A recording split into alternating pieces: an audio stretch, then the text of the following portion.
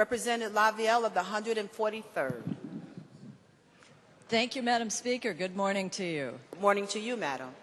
I first want to say that I do commend the leadership of the committee, our ranking member, on working out this solution for protecting the confidentiality of recipients of economic assistance. That was a major concern when this bill came out. And we were all worried about it. We talked about it a lot, also those of us on the Commerce Committee.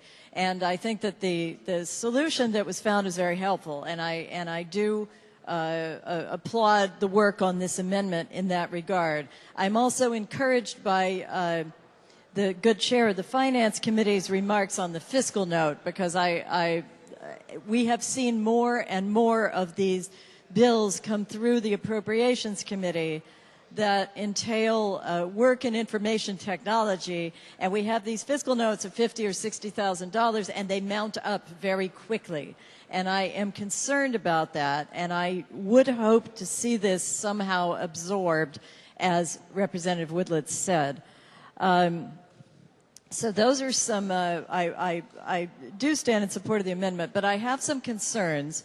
And I would like to ask the proponent of the bill some questions, Madam Speaker, if I may. Please frame your questions, Madam. Thank you very much.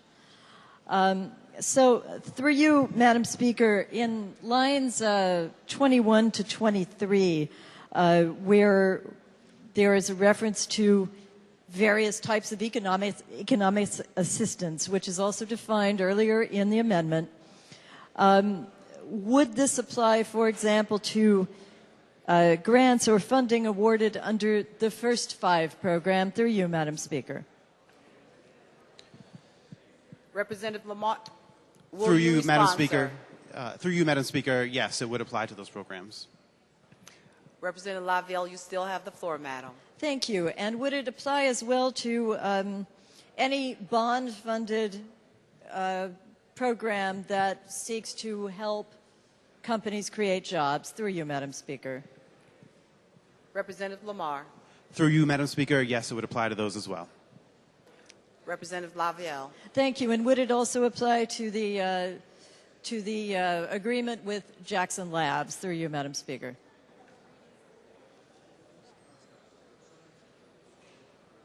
Representative Lamar. Thank you, Madam Speaker. Through you, I'm not certain as to that program. I can get that information for you, though. Representative Lavielle. Thank you, Madam Speaker. I would hope that it would, because we had a significant amount of forgivable loans, operating costs, et cetera, that were granted to Jackson Labs initially, $300 million and so on, for the purpose of job creation ultimately.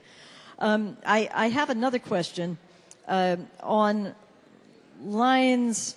I just want to confirm something. In lines 32 to 33, there is a reference that in each case there will be information on the number of jobs created or retained, if available and applicable. And we are not, if I'm correct, are we not providing information on the type of jobs created or the salary paid for each job? Through you, Madam Speaker. Representative Lamar. Thank you, Madam Speaker. Through you, the gentlelady is correct. Representative Lavielle, you still have the floor, Madam. Thank you, Madam Speaker. And I understand that when we talk about individual jobs and individual companies, that it would that there was concern about providing that information for confidentiality reasons. However, let me take a step back. And I know there has been some discussion about this, but I've heard some things that make me want to ask this question in particular.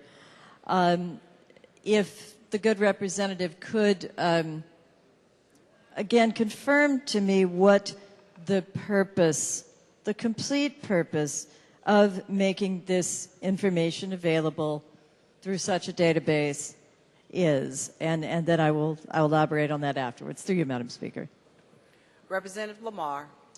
Thank you, Madam Speaker. Through you, again, we want to ensure that our constituents, ourselves as legislators, and all interested parties in the state of Connecticut who wish to understand the nature and extent of the tax credits and economic assistance that we provide to companies in our state can get that information in a transparent, accessible, and easy format.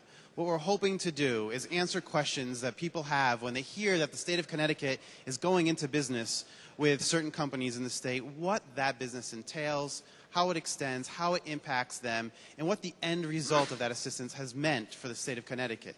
Has it grown jobs? Has it provided a benefit to our state? Has it led to a better place for our residents to live, work, and raise a family? That's the goal of this legislation.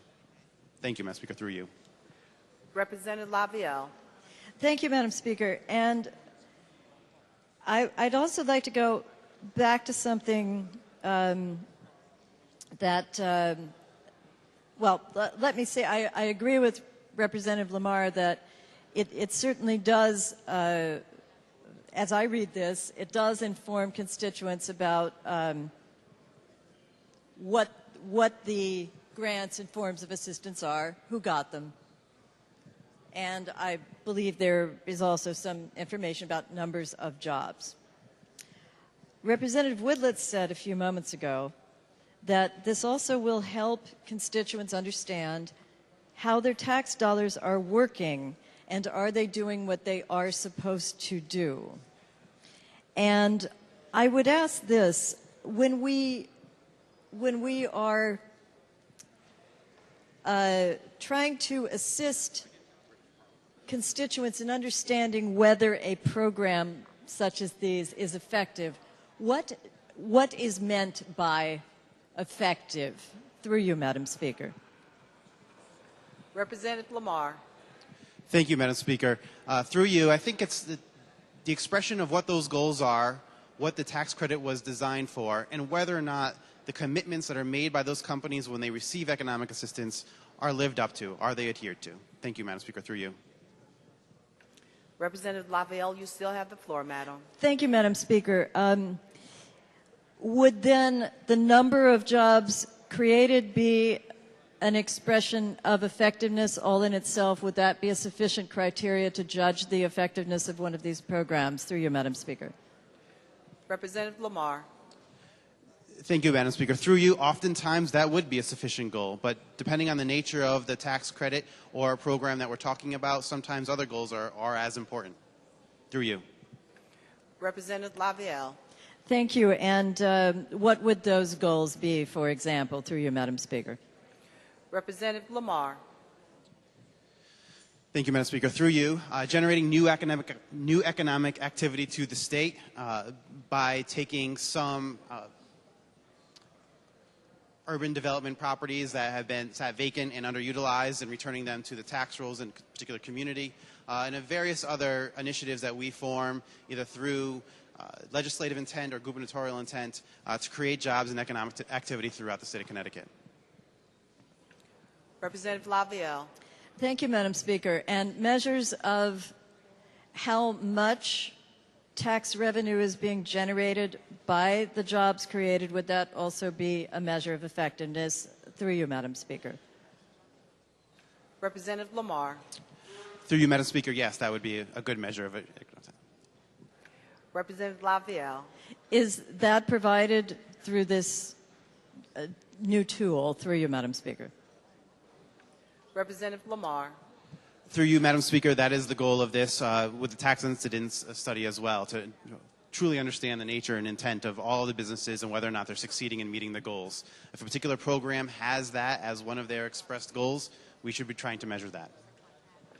Representative Lavielle. If a constituent were to consult this database to find out whether a particular grant, some form of assistance to a business or to a number of businesses through a particular program, if that constituent wanted to find out what the total income tax revenue was that was received by the state based on the jobs that were created because of the program, would the constituent be able to find that number through this tool? Through you, Madam Speaker. Representative Lamar. Thank you, Madam Speaker. Through you, the answer to that question, sadly, is no. And I think it's for personal privacy concerns. We want to ensure that we're not disclosing too much personal information, and by letting folks know the amount of income taxes collected by the jobs created at the particular site, you could potentially be disclosing how much in salary you are paying particular individuals that work inside of that company. So we think it's important to protect people's personal privacy and not disclose that very specific information. Through you, Madam Speaker. Representative Lavielle, you still have the floor, madam. Thank you, Madam Speaker. And that would not be available then in the aggregate either. Say there were 20 jobs created, which collectively resulted in X dollars paid to 20 people, and then income tax was paid collectively on those 20 salaries. That would not be available either. Through you, Madam Speaker. Representative Lamar. Through you, Madam Speaker. DRS is governed by a privacy statute, and it would prevent us from releasing that information either on an individual basis or in aggregate. Representative Lavielle. Thank you, Madam Speaker. I'm going to switch gears for a moment and switch to the tax incidents section, if I may. I've heard Commissioner Sullivan talk about the necessity for doing this, and I couldn't agree more. Is there any plan to do some of this type of tax incidence analysis prospectively before either levying a new tax or continuing a tax that might have been sunsetted? Through you, Madam Speaker. Representative Lamar. Thank you, Madam Speaker. Through you, both as this piece articulates for a tax incident study and also as a result of the work of the Moore Commission, we will be investigating ways that we can accomplish those goals that the gentlelady articulates. The goal for this program, of course, is limited in scope, but with a companion piece going through the Moore Commission, we hope to do exactly what the gentlelady expresses. Representative Lavielle, you still have the floor, madam. Thank you, ma'am.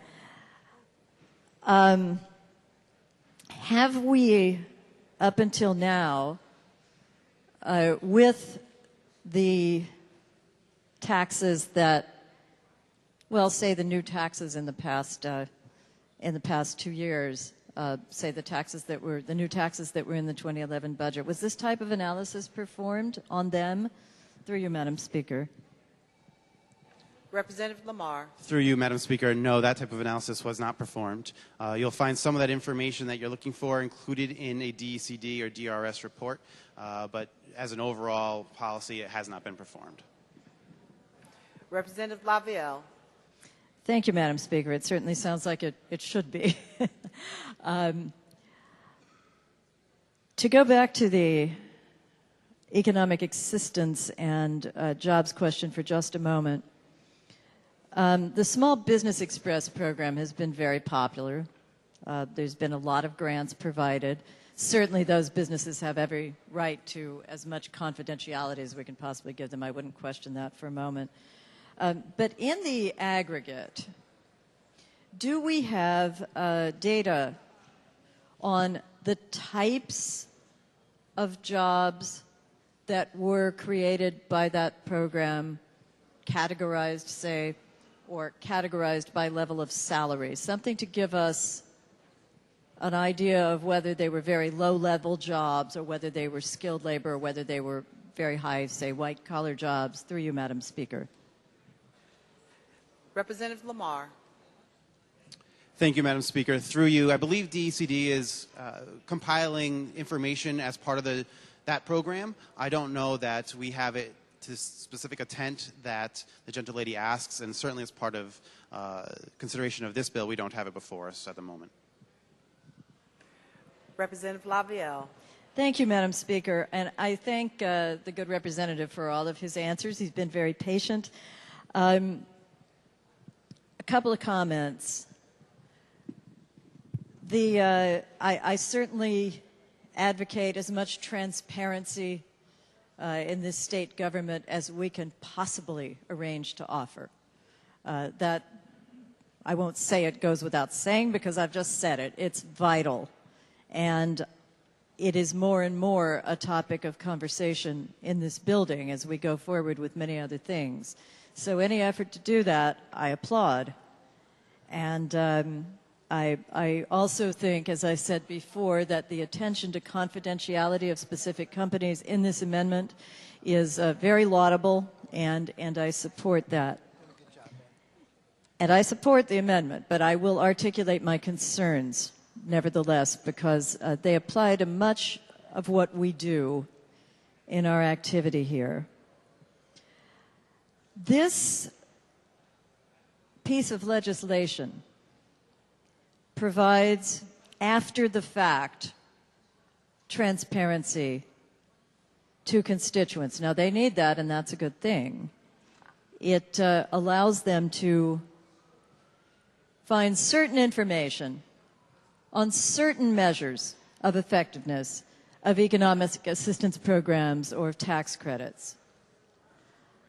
Where we often don't seem to do this kind of thing is before this General Assembly takes any action, before it makes any decisions to give a company $115 million to move from one town to another, before it grants a laboratory in bioscience $300 million to build a building that it will then keep on the basis of an agreement that it would create 300 jobs, we know not of what type. So this is an after-the-fact measure, and that's a good thing. But we need to make these analyses available as well before we take significant financial action by investing taxpayers' money. And we simply do not do that sufficiently. I don't know that the Bond Commission has sufficient information before it awards these authorizations worth hundreds of millions of dollars to single companies. The other thing that this tool does not do, as I understand it, perhaps it will at some point, but it's a concern, and I hope that at some stage it will. And that is why I view this as a start and not as an end to the effort. We don't know in the job creation or retention data what types of jobs these are. Are they custodial jobs? Are they research scientists? Are they very sophisticated people with very sophisticated financial skills? Are they engineers? We can't tell from this, and I understand why we would not want to give that information in the context of one specific company. But there are programs such as the First Five company, not First Five, the Small Business Express program, where several hundred companies have received assistance. And to look at that in the aggregate and say, these were, well, 90% of the jobs created were for highly skilled workers, and the average salary was X, or the total salary paid over a year to those who received a job created due to the Small Business Express program, that total salary was X, and the total tax revenue received from those people was X, then we would have a significant measure and a real financial measure of the return from these programs and the return that our taxpayer constituents are getting on their investment. Today, we do not have that. We neither have it before we award assistance or after we've granted it, and our taxpayers do not have access to that information. I have always felt it was incumbent on me as a representative and on all of us to know to the best of our ability, because everything is a guess in the future, we're not clairvoyant, but to have some analysis about the prospects for return on the investment of our taxpayers' money before we invest it, and also to offer that information to our taxpayers as well, both before we make our decision and after it has been made, so that they can follow the results of what we've gotten with their money. We have to remember, we are state representatives. This is not our money, and it is not the government of the state of Connecticut's money. It is our taxpayers' money, and it is sacred. And we must take even better care of it than we do of our own money. So while I support this amendment, and I stick to that because it is a good start, it doesn't do enough. And as custodians of that money that is entrusted to this state of Connecticut, we do owe our taxpayers better. Thank you very much, Madam Speaker. Thank you, Madam. Will you remark further?